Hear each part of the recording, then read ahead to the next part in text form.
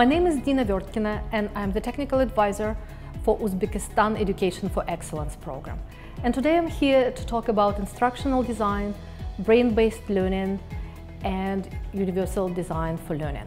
And the presentation is called Smart from the Start, because the main idea is to talk on how smart from the start principles can be used in design of learning and teaching materials.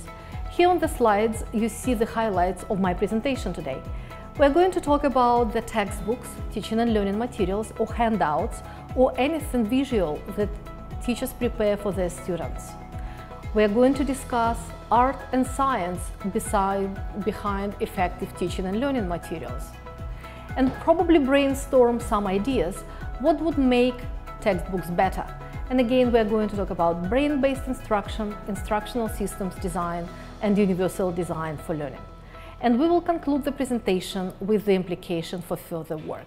Just for the reference, in the presentation you see the abbreviation TLM, that stands for Teaching and Learning Materials, or we can simply call them textbooks. Let's start. So if you think about characteristics of good textbooks, what will they be? Please reflect on your experiences, and probably you will recognize certain characteristics such as content, organization format and layout of the textbooks, how they're equipped to facilitate teaching and learning, but also there might be some other factors such as how heavy are they? Can young students carry them in their backpacks? Or how good is the quality of paper? Will the textbook survive 3 or 4 years of being used in the classroom? The saying here is really important. The perfect textbook doesn't exist. However, the best book available for teachers and their learners does exist. It's what we're aiming for. We're aiming for finding the perfect textbook for the students and teachers in the Republic of Uzbekistan. Let's talk about the textbooks in general. And there are multiple educational resources available to facilitate student learning and help learners reach their educational goals. The textbooks can be also recognized as a vehicle for the achievement of standards. And teaching and learning materials come in various formats. They can be audio, they can be video, they can be in multimedia format. For the purposes of the presentation today, I would like to focus on the visual learning materials, such as textbooks or handouts. Briefly about the textbooks. They are an important part of formal learning materials, and in any language program, they are key components. Of course, the textbooks are a basic source of study for the completion of a subject or a course. In our case, it might be English as foreign language. And learning and teaching materials might include print and non-print materials, and of course some electronic communication resources available on the digital platform. And textbooks are very closely connected to curricula, and in particular subject area they manifest or translate the 4 components of the curriculum for the purpose of student learning, such as aim and alignments with educational standards, content, learning and teaching strategies, and of course assessment. And ideally all these components will be aligned.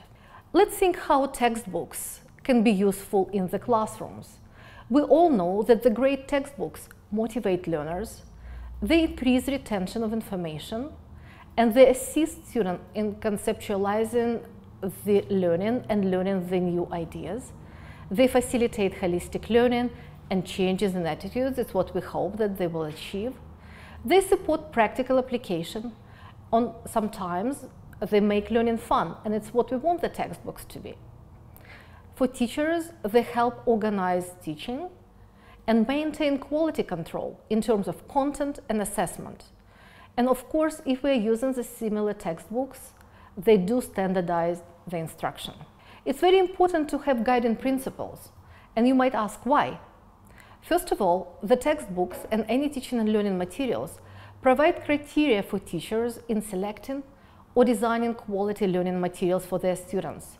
They also serve as reference for textbooks writers and developers of learning materials.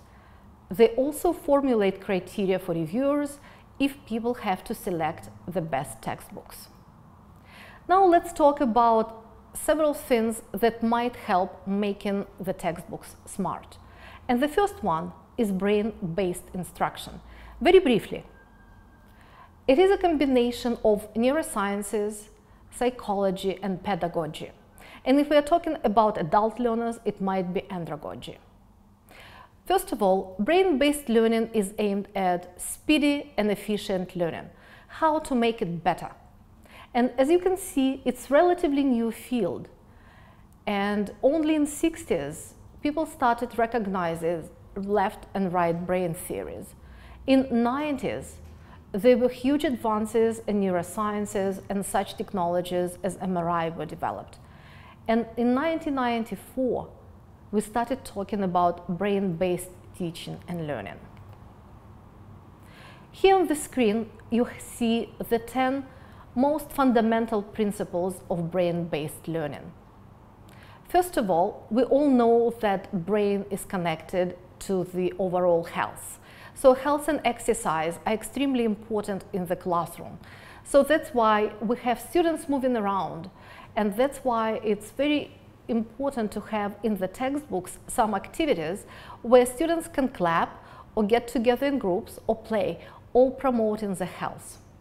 Positive emotions are extremely important for learning, group work, and peer teaching, and probably students learn better when they play as teachers. Practice is critically important for learning the languages. And that's advised that the activities such as lectures might be limited during the instruction. Of course, we talk about content, and it needs to provide meaningful information to our students. And information might be coming in different way. Something is written and something is verbal. Stimulation in learning is critically important. And we all know in our lives that less stress promotes better learning and well-being.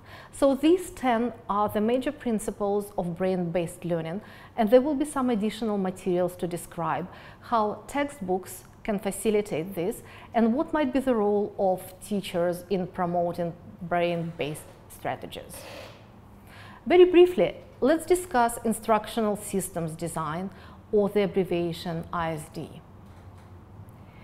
And this field is relatively new as well, and it started with the combination of education, psychology and behavioral sciences, and communications. Basically, instructional systems design principles consider how learning experiences should be designed, developed, and delivered. And it can be lessons, courses, training activities, and of course the focus of our presentation today, instructional materials. A variety of instructional system design models exist, and the most prominent one is ADDIE, where each letter stands for a specific concept such as analyze, design, develop, implement, and evaluate. ADDIE. Here on the screen you see 9 events of instruction. They were carefully described by Robert Gagne, who was the founder of the field of instructional design. And I'm pretty sure that many of you as teachers already employ those strategies. Here they're just summarized, and you can probably reflect on your own practices in the classroom or on how these events of instructions are portrayed in the textbooks that you have in your classrooms. And I'm going to very briefly describe all 9 here. More additional resources will be available. So number 1, we are to gain attention of our students, and it can be done in various forms. We need to inform the learners of the objectives and the outcomes, what we would like for them to be able to do by the end of the lesson. It's very important to stimulate the recall of prior knowledge and learning so students can connect new concepts and old concepts. We present the new content. Number 5, we provide learning guidance. Here we basically advise our students on how to learn better and more effectively. We allow them practicing and elicit performance. As teachers, we always like to provide detailed and targeting feedback about performance and to correct everything that needs to be corrected. Assessing performance is very important as well.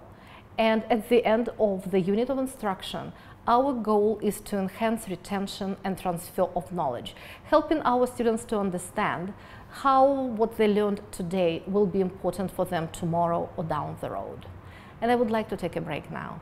Now let's talk about the universal design for learning. And you see the abbreviation here on the screen. It says UDL, Universal Design for Learning. Let's discuss the history behind this science. It came from learning sciences, cognitive neuroscience, and educational theories, and the guiding framework for the development of flexible learning environment and learning spaces to accommodate individual learning differences. This science started in the 1990s, and originally it was connected to architecture and product design. And only later we started applying universal design principles for learning. And main focus is accessibility, overall inclusivity, and reducing barriers. And when we talk about those barriers, they can be physical, cognitive, intellectual, or organizational. UDL framework is concerned about multiple means of representation, giving learners various ways of acquiring information and knowledge. It's also concerned about the expression, providing alternatives for demonstrating what students know, and of course engagement, encouraging our learners' interests, challenge them appropriately, and motivating them to learn. Again, UDL framework is concerned about representation, expression, and engagement. When we talk about universal design for learning principles in curriculum, we are discussing instructional goals, methods of teaching, learning and teaching materials, and assessment strategies.